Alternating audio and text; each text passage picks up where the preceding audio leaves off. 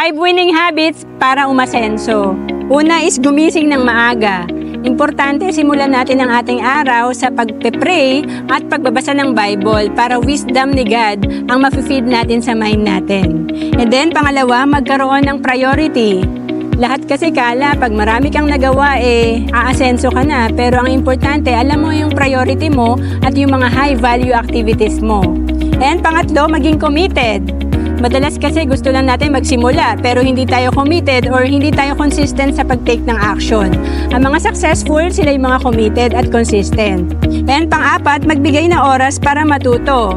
Magbasa tayo ng libro at mag-enroll tayo ng course or training na makakatulong sa atin para mag-improve yung skill natin at tumaas ang kaalaman natin.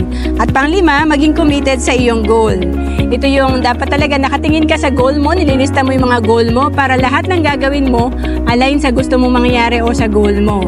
Halimbawa, kung nakakapag-ipon ka ng kahit 3,000 per month, meron ka na palang after 20 years na 3 million pag ito ay natuto kang mag-invest. To know more about savings and investment, message mo lang ako sa FB, Roan Celis Capistrano.